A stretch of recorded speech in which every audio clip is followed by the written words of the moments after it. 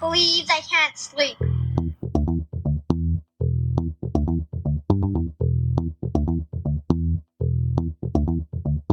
It's time to listen to Courtney at last on the Ramblings of an Insomniac podcast.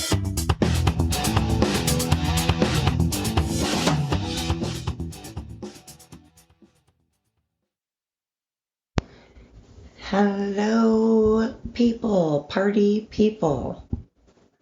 I don't know. That was a really dumb introduction, but at any rate, we're going to just go with it because I'm too tired to redo it. My voice probably says it all. It always sounds really like this all the time.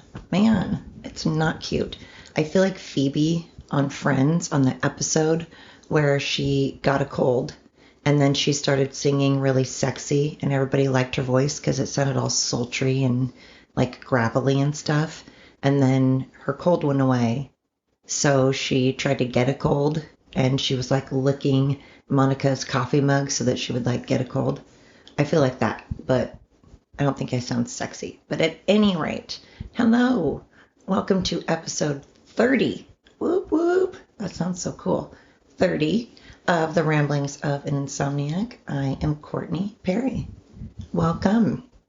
Or welcome back, or just all of the above. Hello. So I am sitting here, and I'm supposed to be getting up in like 5 hours from now, 5.5 hours from now. And, you know, as per the usual, just like my brain's like, what can we do? How can we avoid getting some sleep and functioning like a normal adult? What can we do to prevent that at all costs? So this is kind of hilarious, but at like 10:30 this evening, I decided that would be like a super fantastic time to go down and fill up a bunch of buckets for all the deer and wildlife that might need water, because it's been anywhere from in the high 90s up to like 103, and it's supposed to be 103 tomorrow as well. So I went around and put buckets like all around the property, filled it up with water for the wildlife.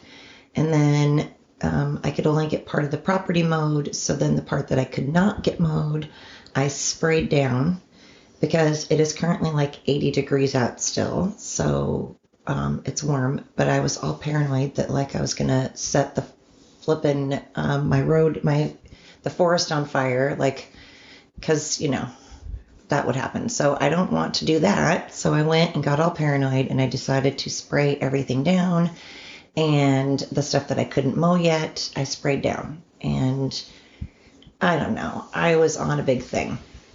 Now here it is, almost midnight, and I have to be up at 5:30 in the morning. So that's cool. That's where I'm at. Anyway, I just wanted to say hi and thank you so much for joining me. So things on my brain, things keeping me up. Well, heat. Heat is certainly not helping. Again, shout out to everybody around the globe that is not a big fat baby. That's embarrassing. My little air freshener doodad just went off, and my cat is like meowing at the door, so I have to let him in. But anyways, shout out to all those that tolerate all this business, all this heat business, because you guys are stronger than I am. The will is strong. And again, shout out to everybody that's just upright right now and saying, hey, I'm going to get up.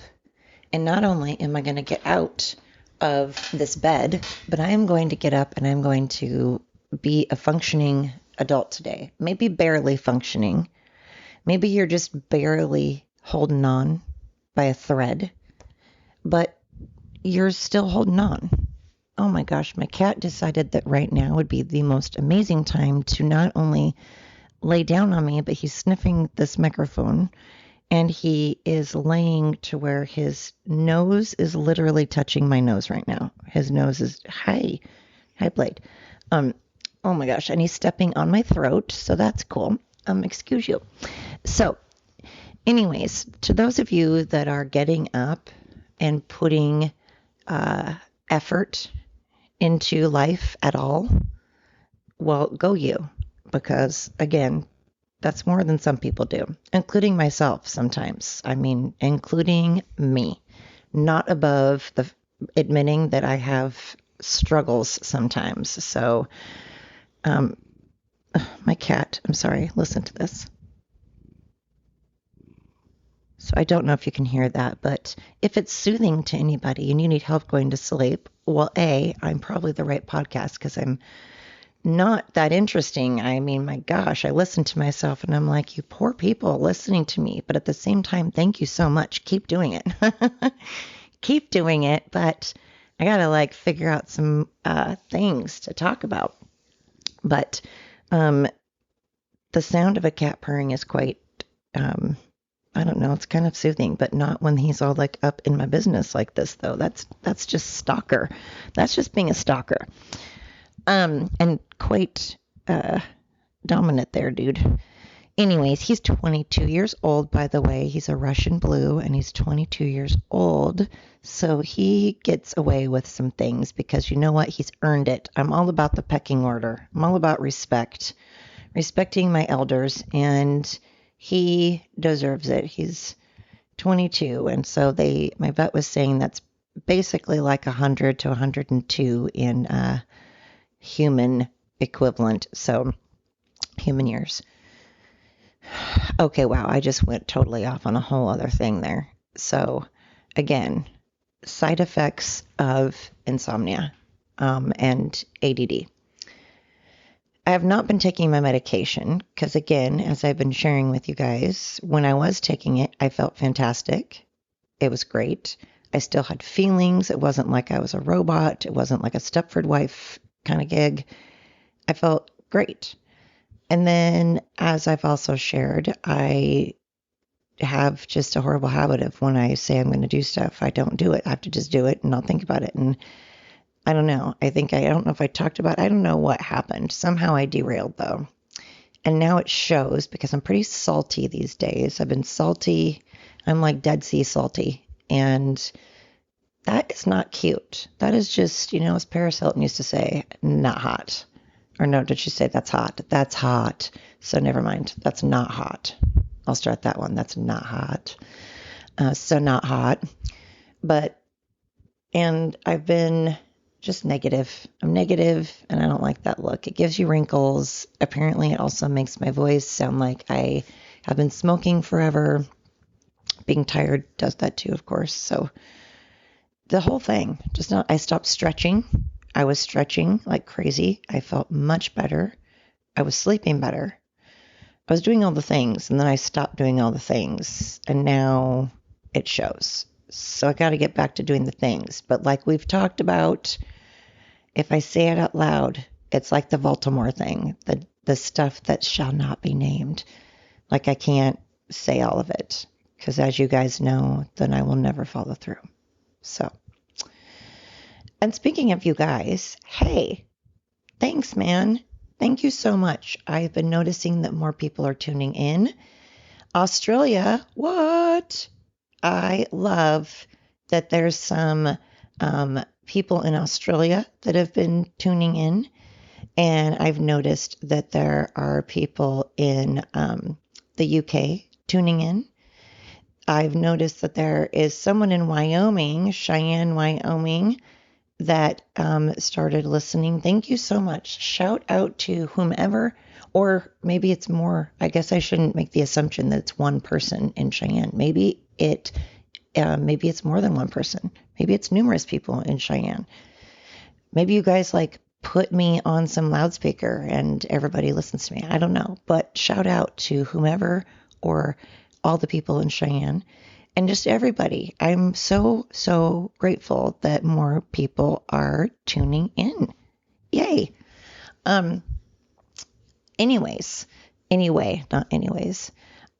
feel that the heat and not taking my medication and my surroundings, that's something that's been keeping me up. How surroundings obviously have a lot to do with how you are going to be and how you handle those surroundings. And I talked about that on my last podcast. Like, everybody handles things differently, obviously. Everybody handles stress differently, and sadness and grief and just everything. People handle things differently, and some handle things better than others, obviously. So I found it, like I talked about in my last podcast, I find it interesting to know different cultures, how they may handle things. And maybe it's depends on what country you're from, how you handle things, or maybe it depends on your gender, maybe it depends on your religion. I think it depends on many, many things, not just one thing. And anyway, I was thinking about that again last night, and how I've been around some. I work somewhere that, we don't have a lot of staff. It's just a couple of us. And you get to know people pretty well after a period of time, especially when there's only like 2 or 3 of you working there. And you're either going to really like each other or really not, or you're going to be like siblings. And I just always have found it interesting that I've worked in numerous places. I'm 48 and I've been working, well, truly working as in for like a check since I was 14. But, I did babysitting and mowing lawns and all that kind of stuff before that. But it's interesting to me that it seems like women in particular really don't do well. We don't work well together, it seems. It seems like you get a bunch of women together and it kind of spells trouble in a work environment. And I don't know how men handle things. I don't know if they just say what they mean and then move on. I don't know if, I don't know. I can make assumptions. I can guess, but I don't know. I'm not there. And maybe they handle things differently depending on if women are around or not. Who knows? But I just find it fascinating how it's been my experience, the places I've worked that have both men and women, and then the places I've worked who have predominantly women or predominantly men.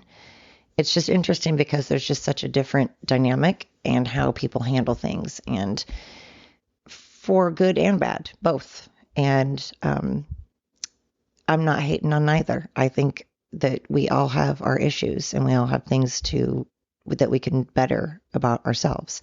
So I'm not ripping on anybody. We all are just big old weirdos that are just walking around being big old weirdos that have insecurities, and we don't know what we're doing. So, but anyways, I started thinking of working also in places that are bigger, like with, I don't know, 10 plus employees or 20 plus employees or 30 plus or thousands, versus working where I do, where there are 3 of us. And obviously that's going to be vastly different than working for, I don't know, Google or whatever. So sometimes you become almost like siblings. It's almost like it's okay for you to be irritated with your coworker, but you don't want anyone else to say something about them.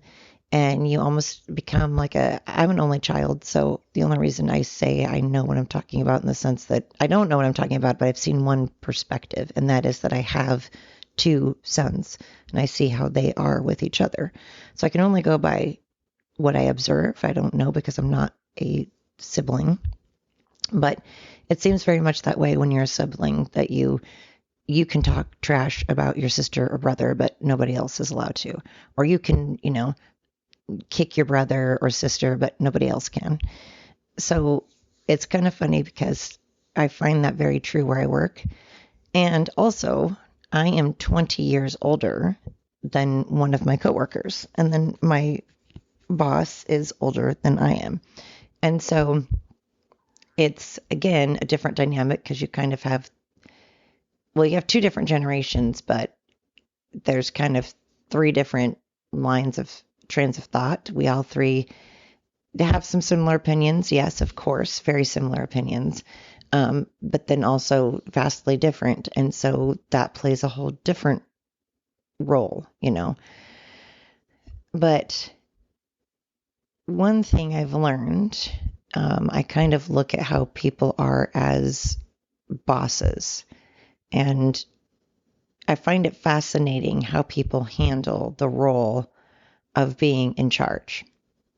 And whether it's in charge of a corporation or in charge of a small business or in charge of your children or in charge of, an animal, a pet, or in charge of making sure that the dishes get done. I don't know, but how people handle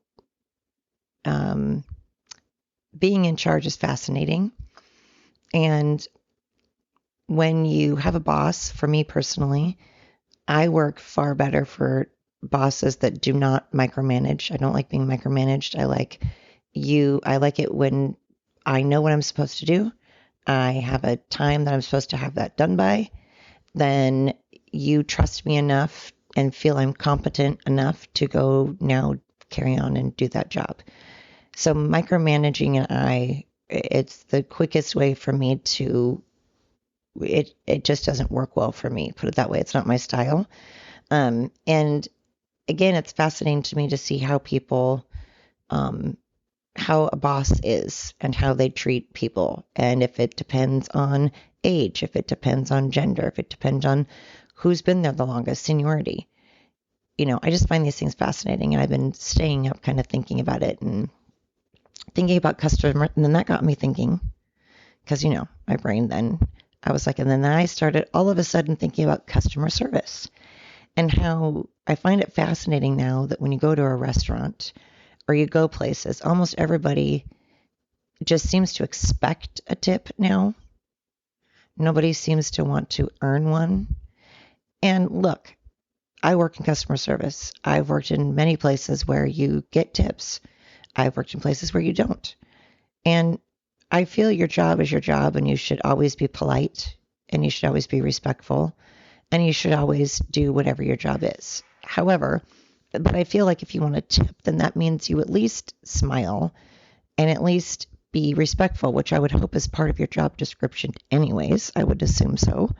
But I feel like people think, there you go. I don't know if it's a restaurant, took their order and, I didn't slap them, so I deserve a tip.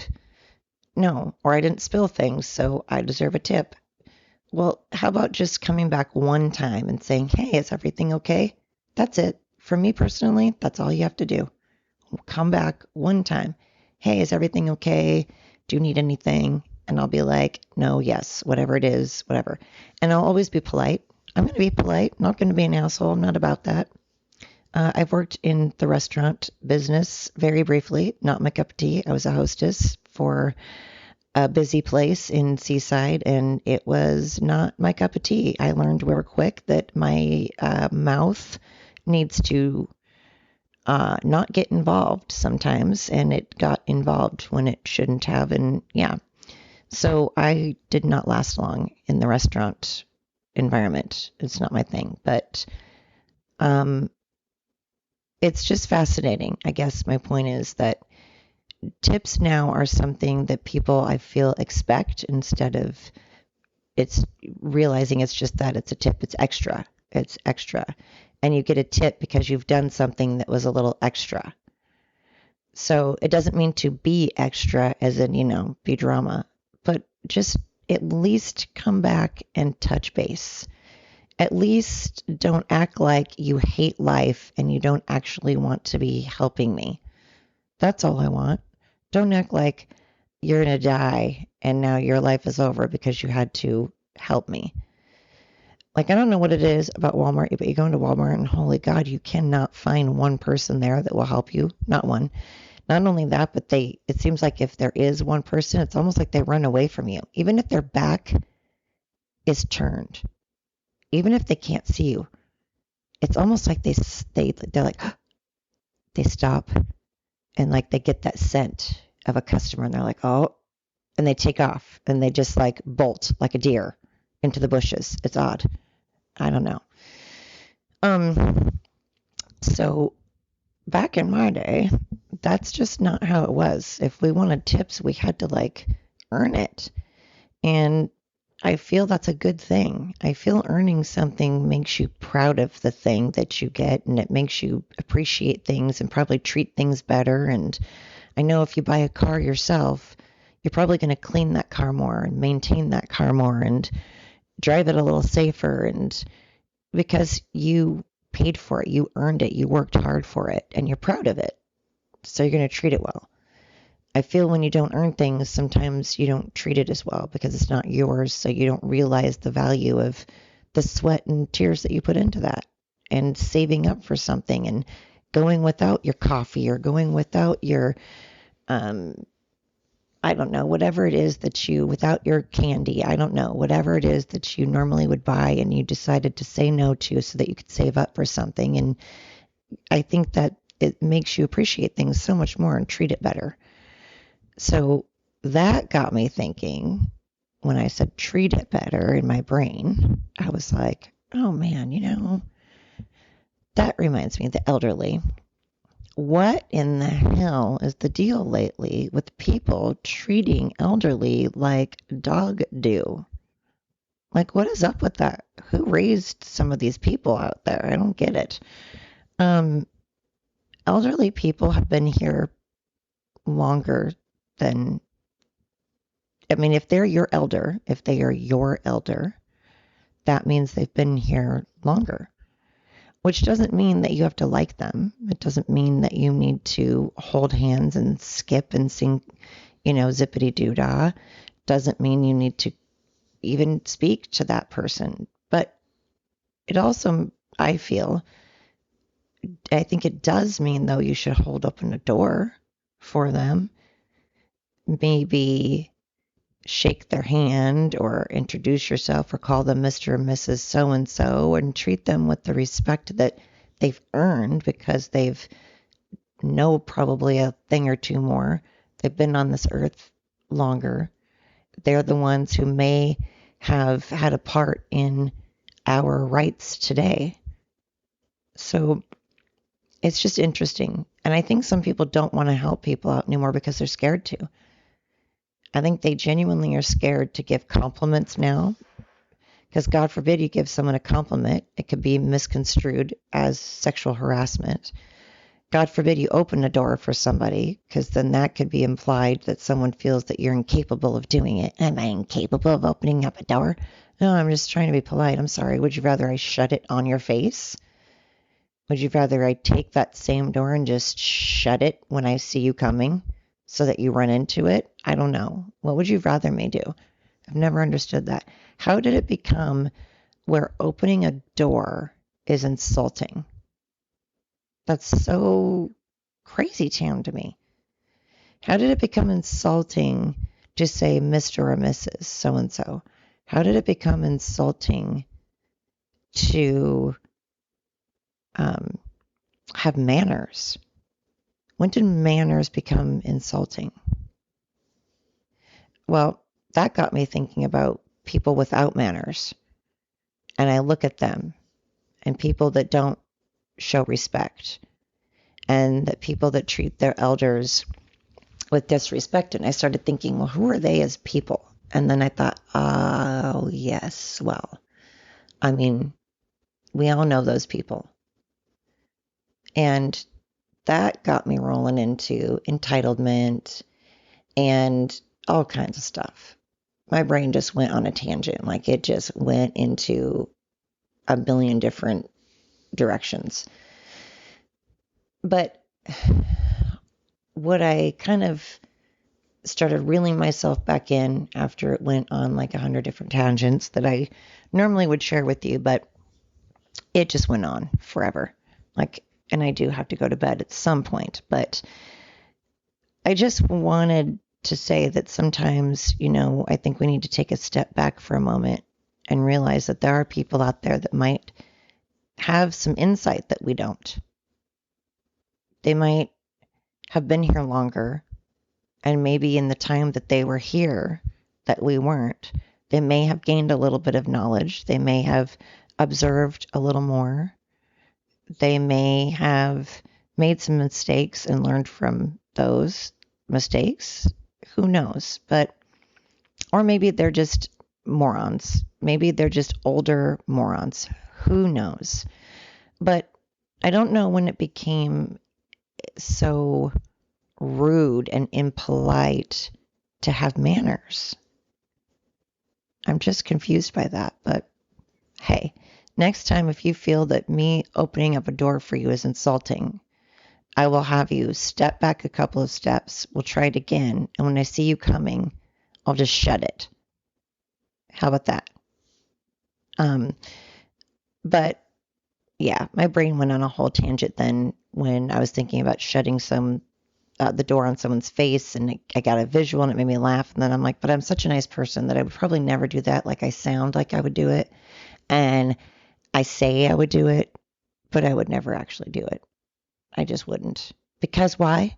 Why? Because I have manners, man. Because I have manners. So I would not. But I'd be thinking of it. I'd be thinking it real hard. Not going to lie. I would be thinking about it, oh man, in my head. And I'd probably stand there and act like it. And I'd get that face that I would make like I'm going to slam the door. And then people would be like, what in the hell? Why are you making those faces? Because they don't know the conversation that I'm having in my head. And they don't know what I'm visualizing, which is slamming the door in your face. So then I just would look like a weirdo standing there with all these expressions that people are like, what in the hell is happening with her? So it'd be a thing. So I wouldn't do that, but gosh, if you ever see me and you get offended and get all weird about me opening the door, and I just kind of take a step back and shut it on you, and you see my facial expressions, now you know that I'll just basically am visualizing like slamming your face, not your face. That was harsh. That went kind of dark, but it just means that I'm not happy and I think that you're rude. And God bless you. Anyway, I really hope that everybody out there continues to get up every day. It doesn't have to be every day. We'll just talk purely about in a couple of, well, God, it's probably already the next, for me, where I'm at, it's now like after midnight. It's got to be. So it's already the next day. And look, I'm up. Go me. Go me. It's 12:09 in the morning. So, hey, for me, I made it another day. I know you guys have it. You've got this. Think of it this way. You've got to listen to another episode of the Ramblings of an Insomniac, right? Anyway, thank you so much for tuning in. I'm Courtney Perry, and you are listening to The Ramblings of an Insomniac.